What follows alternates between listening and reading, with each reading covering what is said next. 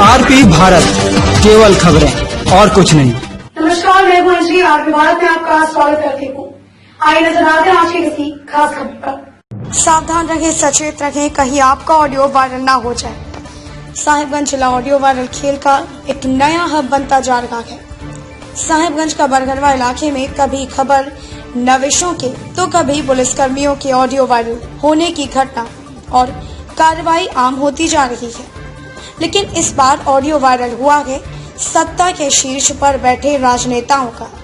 जी हां, शीर्ष नेताओं में एक राज्य के काबीना मंत्री आलमगीर आलम है, तो वहीं दूसरा ऑडियो वायरल हुआ है राज्य के मुख्यमंत्री हेमंत सोरेन के विधायक प्रतिनिधि पंकज मिश्रा का। वायरल ऑडियो पर छिड़ी बहस को भाजपा नेताओं ने इसे गंभीर मुद्दा बनाते हुए सूबे के मुख्यमंत्री से कार्रवाई की मांग कर रहे हैं। आपको बता दें कि विधायक प्रतिनिधि पंकज मिश्रा और मंत्री आलमगीर आलम का एक ऑडियो को पाकुड़ के व्यवसायी शंभुनंदन भगत ने वायरल किया है। शंभुनंदन भगत का आरोप है कि सत्ता के इन्हीं दो शीर्ष नेताओं के इशारे पर बीते दिनों उन पर बरगरवा नगर पंचायत में जानलेवा हमले हुए हैं और उन्हें जानबूझकर प्रताड़ित किया जा रहा है। वायरल ऑडियो के खेल में भाजपा के जिस तरह इस मामले को हाथों हाथ लपका गए, उससे इस मामले को पूरी तरह राजनीतिक रंग दे दिया गया है। इधर झामुमो कार्यकर्ताओं ने भी इसे भाजपा प्रायोजित घटना बताकर सरकार की छवि को धूमिल करने का आरोप भाजपा पर लगाया है। मामले को लेकर भाजपा झामुमो भले ही एक दूसरे पर कीचड़ उछाले, लेकिन आम लोगों में वायरल ऑडियो को लेकर काफी संशय पैदा हो गया है। हेलो, हम नमस्कार। नमस्कार, कैसे हैं? हम देखे कि आपका फोन, हम दुमका निकल गए थे, घर में छूट गया था फोन, लौटे तो देखे बहुत आदमी के मिस कॉल में कभी आए तो बोले भाई बात क्या बरगरवा का कुछ लोग आए हुआ था। हाँ, कल फोन लगाए थे हम आपको, तो मालूम है मीटिंग में थे, एक बार बाथरूम गए थे आपसे कल बात करने के लिए। और कल तो वही रांची में थे। हाँ, तो तनवीर जी से भी बात हुआ था, तो बताए थे नहीं हमारा आदमी कोई है नहीं, हम सोच आपसे भी बात कर ले। हाँ, तो वाला का छोड़ दीजिए, जब ये लोग चाहता है तो क्या कीजिएगा, सफर वाला का तंग करता है। मामा जी एक बात बताएं थोड़ा सा देखिए, तो पिछले बार में वो तपनवा जो है, तपनवा के कारण में 40 लाख रुपए नुकसान भी जुलाई के पूरा बरसात में हमको मिला 9 महीना में। और छोड़िए ना, आप तो सब जगह लिए, पाकुड़ में 2 जगह चला रहे हैं, राजमहल में आप ही कर रहे हैं, बरदवा छोड़ने से क्या होगा? राजमहल ये बात बोलते हैं, अरे मामा भागना का रिश्ता है, वो कायम रहे। मामा इसलिए बता रहे हैं, बस हम वो कुछ नहीं है। राजमहल वाला तो आपका जो एसडीओ है ना, जबरदस्ती बुला के गच्छा है। राजमहल वाला बोले किसी को देने के लिए हम दे देते हैं। राजमहल मेरा क्षेत्र नहीं, हम क्या बोलेंगे, जल्दी पंकज जी भी बैठा हुआ है, दिल्ली की बात कर लीजिए। शंभू जी। हाँ जी, नमस्कार। नमस्कार। डिसीजन हम तो बोले थे मंत्री जी से जाकर होगा। हाँ, डिसीजन सर्वसम्मति से है, छोड़ दीजिए, लोकल करेगा। भैया 40 लाख रुपए नुकसान दिए हैं भैया पिछले बार। देखिए, हाँ, अगर लेने के बाद भी तो फिर आप उसको स्वतंत्र रूप से हम चलाने नहीं देंगे। अब हम भी लटैते भाषा में बताते हैं, फिर तब तो हम भी उसी भाषा में बतियाएंगे। तो भैया ले लीजिएगा, चलाने नहीं देंगे, सिस्टम सब मेरे पास है।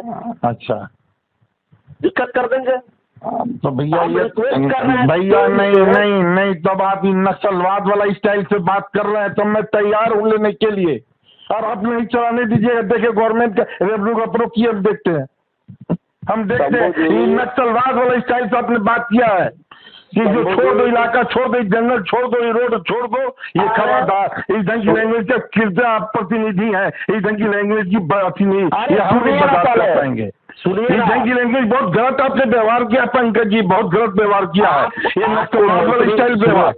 आपको मंत्री नहीं, आप पंकज जी अपने ताकत का उपयोग लगा दीजिए। मैं सरकार का रेवेन्यू बढ़ाने के लिए खड़ा हूँ, और अगर आपके आवाज में कलेवर है तो मैं कोर्ट में आपको भी टान कर ले जाऊंगा।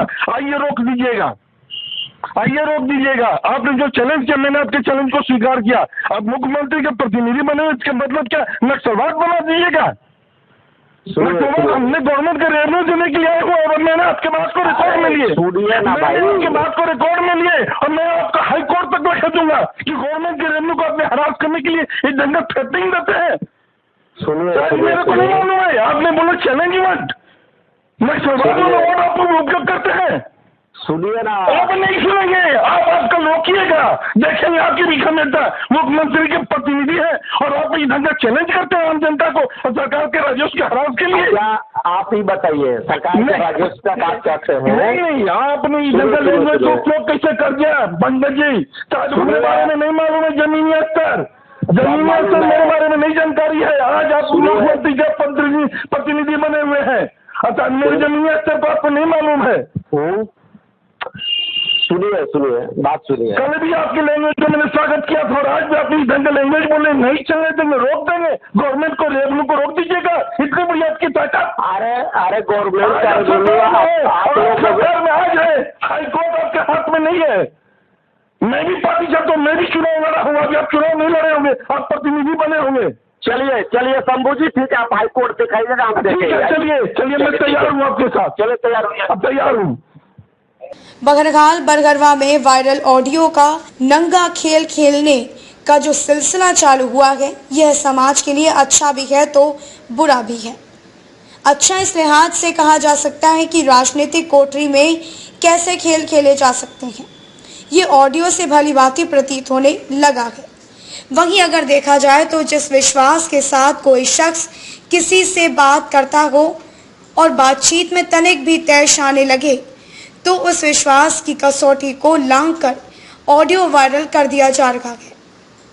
अब तो साहिबगंज जिला के अधिकारी से लेकर पुलिस पदाधिकारी तक ही नहीं बल्कि मीडिया से लेकर राजनेता तक मोबाइल पर बात करने से हिचकने लगे हैं, क्योंकि डर है कि कहीं कोई ऑडियो वायरल ना हो जाए।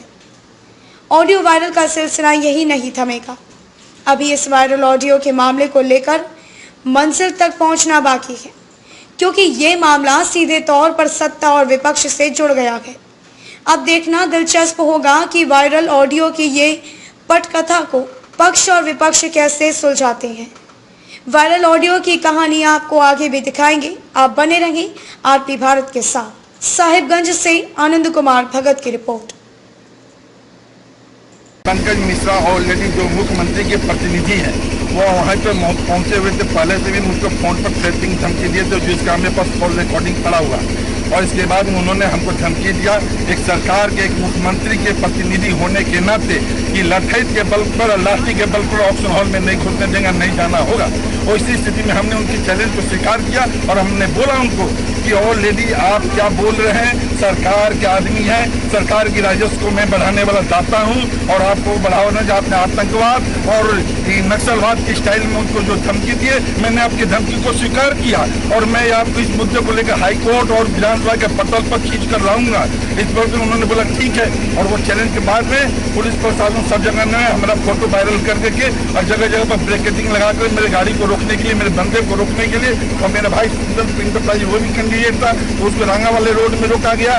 फोटो देख करके मुझको खोजा गया, मैंने मोटरसाइकिल के माध्यम से बुलेट से हेमलेट पहन करके ऑक्शन हॉल तक पहुंची और पहुंचने के बाद में एक तांडोर एक रचयिता के कारण के साथ में पंकज मिश्रा ने ढंगर तांडव नाच किया और बहुत सारी बातें हुई। उन्होंने चैलेंज किया है कि अगर ले भी लोग अगर डाक में तो चलने नहीं देंगे, मेरे बंदे मेरे कैडर तुमको तबाह कर देंगे।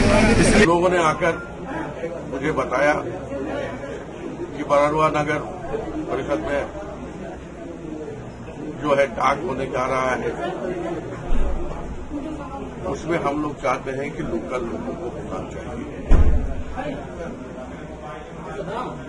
और उन्होंने आवेदन भी किया कि भाई आप जो है शंभू भगत जी से बात कर लीजिए जो पाकुड़ के रहने वाले हैं। हमने कहा कि नंबर मेरे पास है नहीं। उन लोगों ने नंबर लगाया, अपना नंबर लगाया, उस नंबर में बात नहीं हुई। फिर मेरा मोबाइल लेकर उनको बात उनसे नहीं, उनके भाई से भी, लेकिन शंभू भगत बात नहीं किया। वो लोग भी चला गया, मेरा दिमाग से उस मैटर भी निकल गया। 4:30 बजे उनका एक फोन आता है, बोले फर्स्ट उनका जो है मामा किस लिए फोन किए थे। हमने उनको जवाब यही दिया कि हमारे पास बरड़वा के कुछ लोग आए थे, वो लोग चाहते हैं कि वो लोकल लोग को मिलना चाहिए। इसी में उन्होंने कहा कि नहीं हम वही काम करेंगे। अरे हमको तो बुलाकर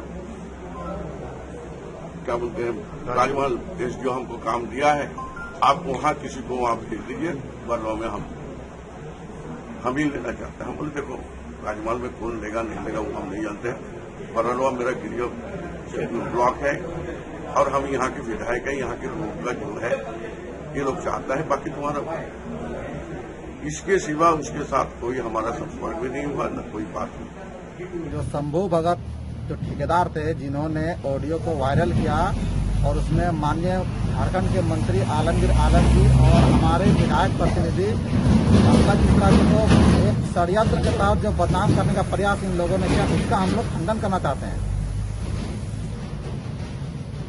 जैसा कि आप लोगों को पता होगा कि हम लोग की सरकार ने पिछले चुनाव के समय जो विगत चुनाव में हम लोग का स्थानीय लोगों को प्राथमिकता देने के लिए या रोजगार देने के लिए जो बात किए थे चुनाव से पूर्व, उसको हम लोग अभी भी धरातल पे उतारने का प्रयास में कर रहे हैं। इसी संदर्भ में हमारे माननीय प्रतिनिधि जी उन्होंने उनसे आग्रहपूर्वक कहा था, मंत्री जी और प्रतिनिधि दोनों ने आग्रहपूर्वक कहा था कि आप शंभू भगत जी अन्य जगह में आपका ठेकेदारी चल रहा है, यहाँ लोकल लोग इसमें इंटरेस्टेड है और हम लोग का समर्थन के साथ रहेगा, क्योंकि प्राथमिकता की बात हम लोग कर रहे हैं ना स्थानीय लोगों को रोजगार देने की। तो अब शंभू भगत जी ने खुद फोन करके मंत्री जी के मोबाइल पर एक षड्यंत्र के तहत बात की और हमारे विधायक प्रतिनिधि पंकज मिश्रा जी की तरफ से किसी भी तरह का उग्र शब्द का प्रयोग नहीं किया गया और उन्होंने उल्टे इनको नक्सलवाद कह करके संबोधन किया, जो कि ऑडियो सार्वजनिक हुआ है, सभी लोगों ने सुना होगा।